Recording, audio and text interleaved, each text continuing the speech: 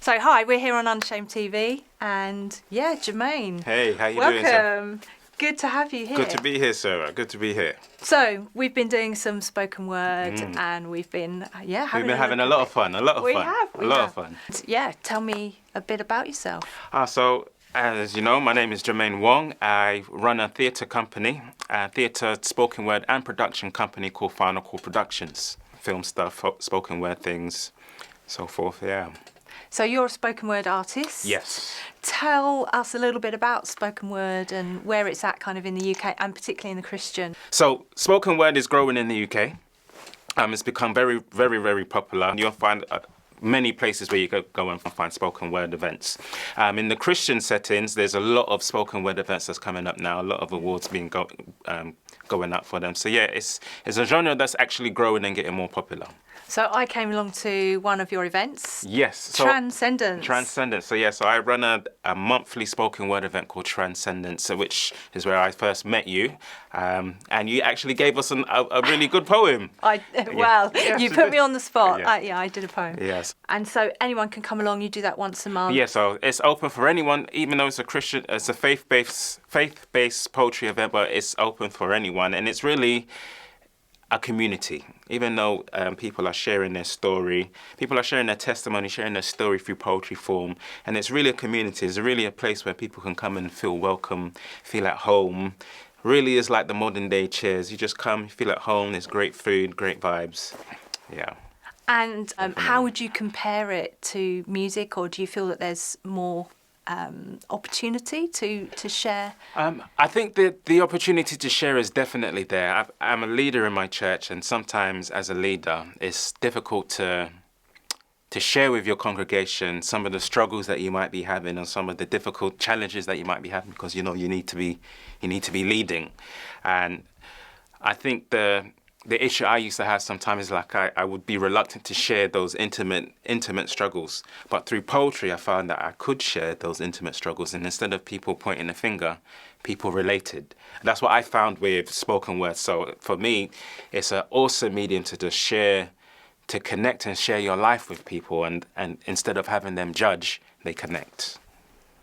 And I think listening to some of the spoken word, it really has a narrative or very personal, kind of the journey of faith, the journey of life. Yes, of course. And hitting on issues. I mean, you invite someone into your world, and then what happens that you get a chance to see the world through that person's eyes, to see the world through that person's experience, and I think that's beautiful. That's a beautiful thing in order to get vulnerable like that. And also to be open like that, to allow people to come in.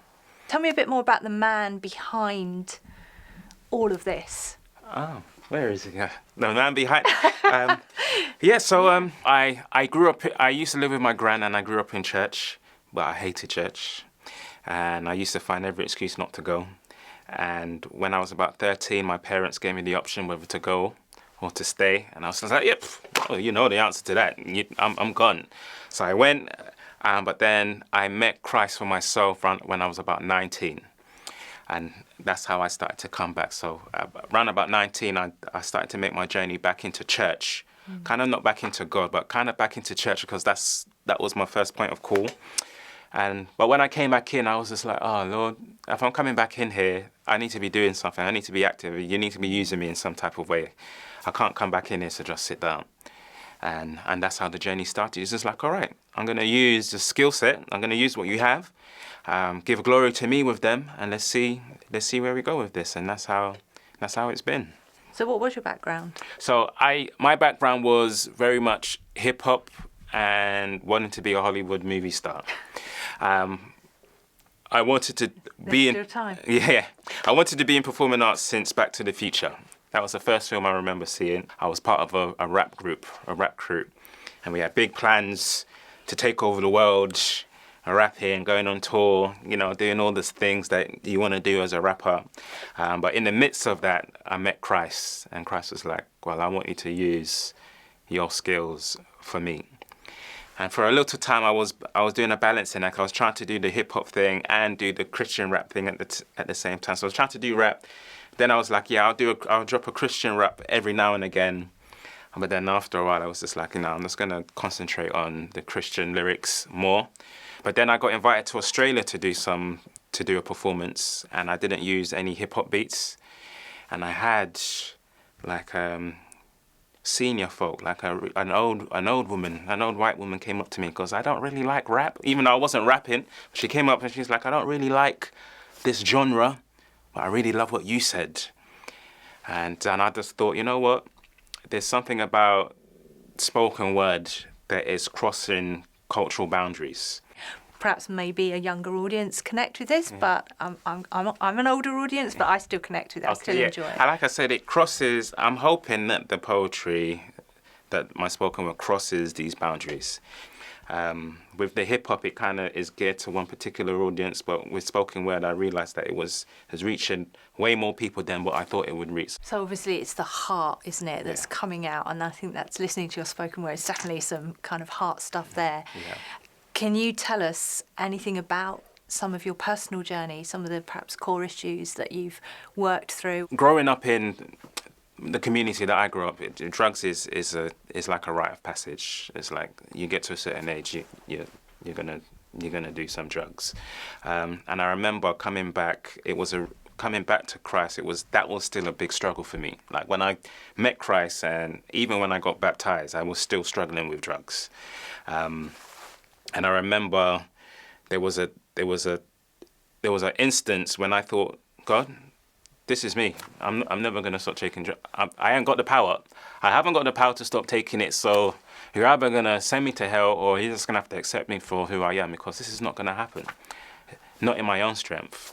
And then I remember I had so much attachment to it. I used to think, because as a creative, sometimes I would think, I can't be creative unless I'm high or taking drugs, and I'm not gonna be able to produce what I want to produce unless I'm intoxicated or under the influence. And I remember distinctly God saying, I want to be that source of inspiration for you. I don't want you to have to rely on this to be your source of inspiration. I am actually your source of inspiration. And I remember there was a particular moment when I said, all right then, Lord, let it be as if I've never taken drugs before then. Let it be like it's the first time and I don't like it. I would try all of these things. Then I remember one time I just distinctly said, I'm giving up. I'm not going to try and give up anymore. I've given up trying to give up. It's you. And then it happened. I was in the park, and I was having this conversation with God. I was saying, well, I can't produce any meaningful poetry unless I'm under the influence. But then I went to go and take some drugs, and it was like it was the first time. It was like all of a sudden, it was the first time I was taking anything. And then I felt impressed. I felt God speak and say, well, if it's the first time, just don't do it. Act like it's, just decide not to do it. I goes, okay. And I put it down. And that day, I wrote what I believe is one of my favorite poems, under the influence of drugs, without anything. I actually did it. And God was like, see, I told you I could be that source of inspiration. And from that day, it was gone.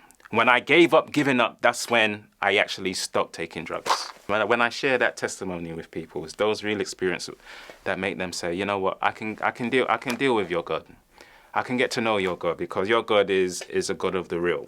Your God is real. It's not a wishy-washy marshmallow, just come and everything will be all right, because that's not the reality of this walk. That's not the reality of the gospel walk. The reality of the gospel walk is sometimes you're not gonna have the strength to do the things that you need to do, or to live up to the standard what God has. But he says, listen, I have grace for those situations. What I want you to do is just decide to stick with me and allow me to pour grace onto you when you're faced with those situations. Now, it might sound controversial when I'm telling people giving up, but it's the truth. I think what I'm hearing, though, is when you said you gave up giving up, is actually you were surrendering. You weren't doing it in your own strength. That's the word. You weren't just trying to do it in your own strength, but you said, actually, I'm giving it over to you. That's the word. It's not. Surrender. I remember hearing a word from a preacher, and he was just like, "This is not a fight. is a surrender. And a lot of the time and even with Christians, sometimes we teach it wrong. We teach fight, and we don't quite understand the surrender aspect. But it's not a fight. God, you can't fight God anyway. It's a futile exercise. So what he asks you to do is just surrender to me. So sometimes people don't understand what that means. And sometimes people don't want to surrender because that means giving up the authority you have over your life. You're giving it over to him. And that's scary, especially if you don't really know him. If you don't know God and then you say, I'm going to give my life, you're going to be the authority over my life. Some people don't want to do that because they want their life, and some people don't trust God yet. They don't know him to give it. But when he reveals himself to be someone who is trustworthy. And then he says, all right, then give me your life because I will do much better with it than you will by yourself. We all want to be in control, don't we? We always want to control the situation, the circumstances, especially when it's been challenging, especially when we've had past stuff that kind of says, when I'm out of control, it's scary. But actually, I think you hit the nail on the head. It's knowing that God is the one that wants to be in control, is a God of love. Of course. And a God of grace and God of kindness and gentleness and so many people, but still a strong and powerful God. Yeah. He's able. He is qualified to look after you. That's the thing. And I think on my journey, this is what I was realizing, that God is actually qualified to look after me. And I actually can trust him. But there's that barrier. We have to trust him. We have to learn to trust this guy before we fully surrender. And no one is ever going to fully surrender to anybody that they don't believe has got their best interests at heart. So how did you learn to trust? Like, if you just do your own digging, you realize, no, Jesus is probably the realest person that you're going to meet.